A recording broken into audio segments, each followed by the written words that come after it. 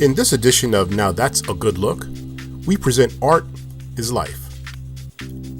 Fashion, hospitality, PR industry heavyweight Marcus Jackson celebrated his birthday in a unique and inspirational style.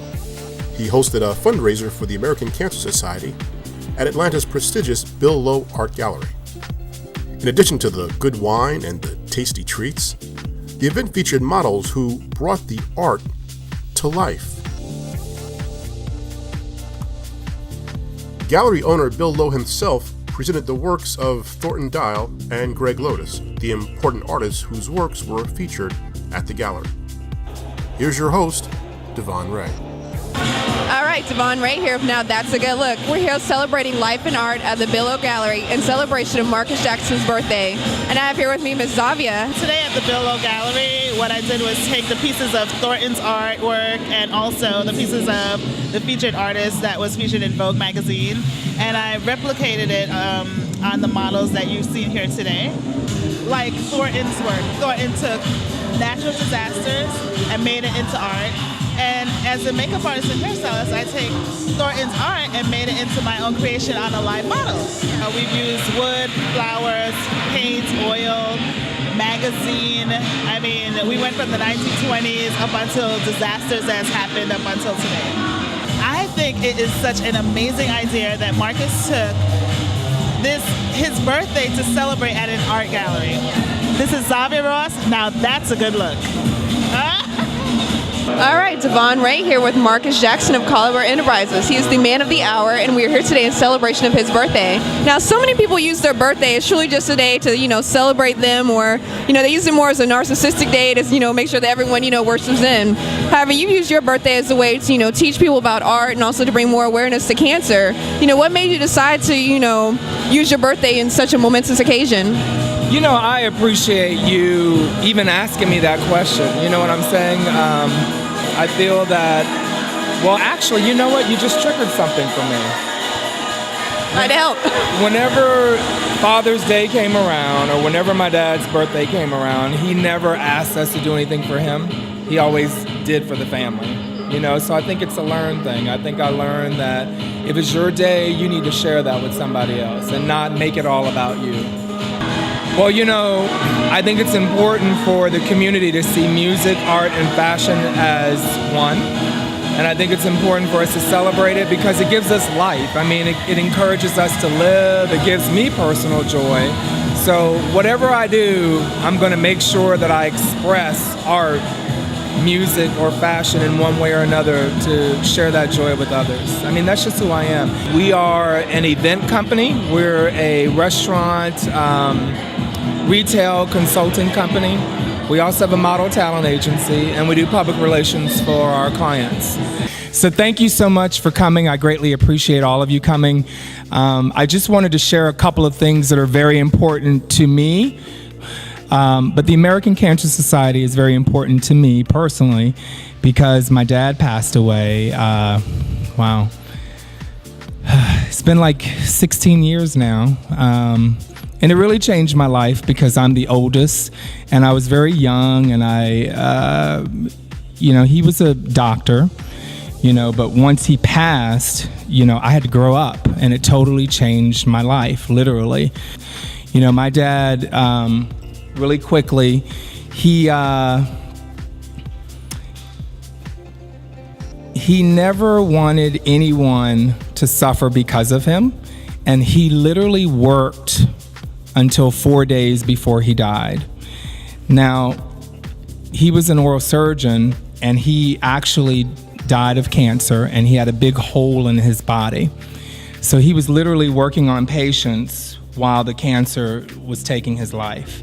So without belaboring that whole story, he lives alive in my spirit and in my soul. I have so many great memories of him, and I constantly turn to him when life gets hard or when life gets challenging because I'm like, well, dang, if he was able to operate on people, and he's literally standing there this big, this thin, about to pass away, then obviously I can get through whatever I'm dealing with.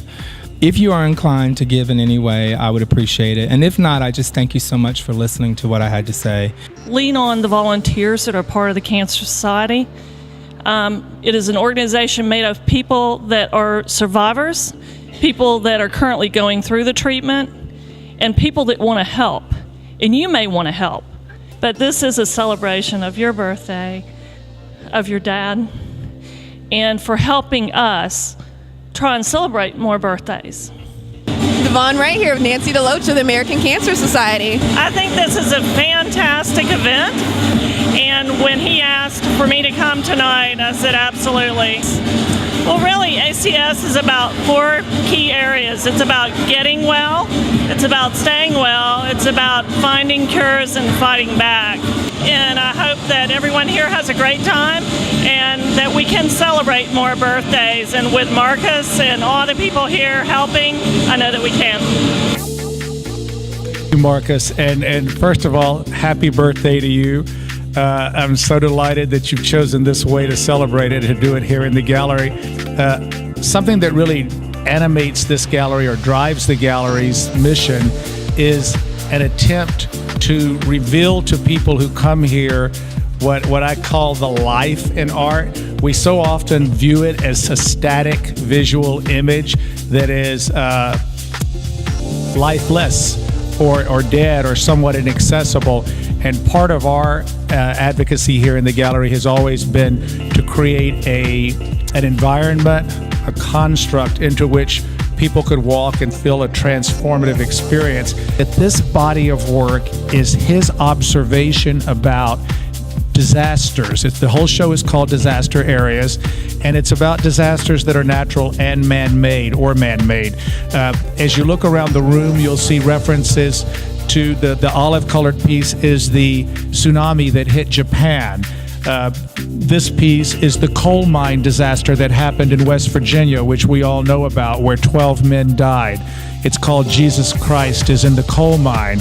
And then behind me is the piece that refers to Hurricane Katrina in New Orleans when the levees broke and there was the flooding.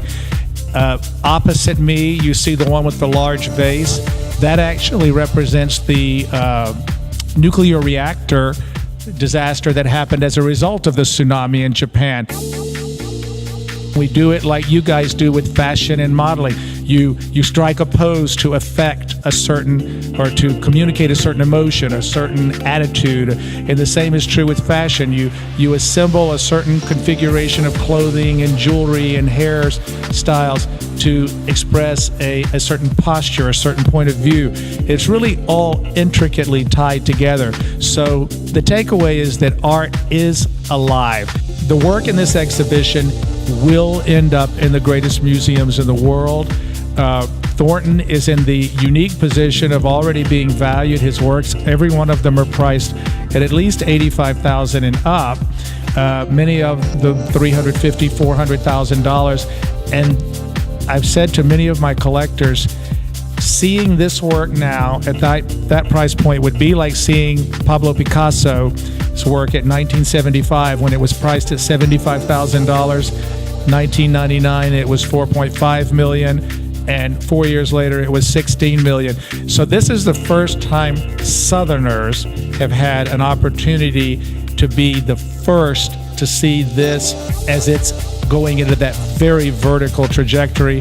He's already unequivocally the most important African American artist in history. We argue that he will be considered among the 2 or 3 most important American artists of the last 100 years. So I was delighted when Marcus said he was going to invite some friends in here to see it, and I hope you'll enjoy that.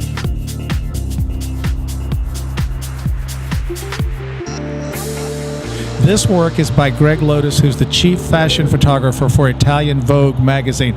I think it's fair to say it's the top fashion magazine in the world, really, in terms of aesthetics. These images are from a variety of series that he's done over 20 years. He had a show in New York this is coming to us from New York. So this gallery has only shown pure photographic work twice in our 22-year history, and this is the second time. The other one Marcus has seen is it's another fashion photographer named Rasmus Mogensen, who does life-size black and white female nudes wearing stiletto heels, and they're very, very exaggerated perfection. He even uses camera angles, and you all do this too, to positively enhance the length of the woman's legs.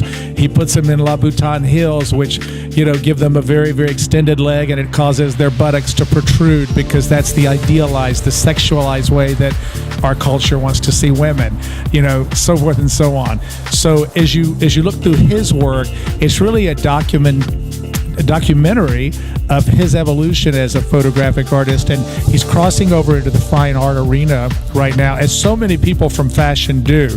Herb Ritz would be foremost among those. There's a very easy transition if somebody becomes excellent at what they do. What's been fascinating to us is how many.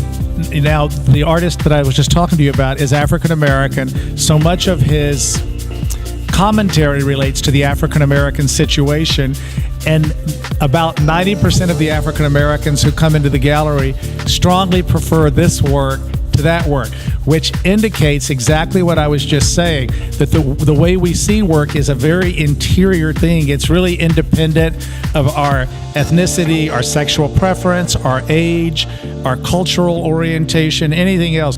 If you guys are here, you were intended to see what's here. You were intended to hear what I said tonight, and then whatever happens, happens. So, that's a lot of stuff.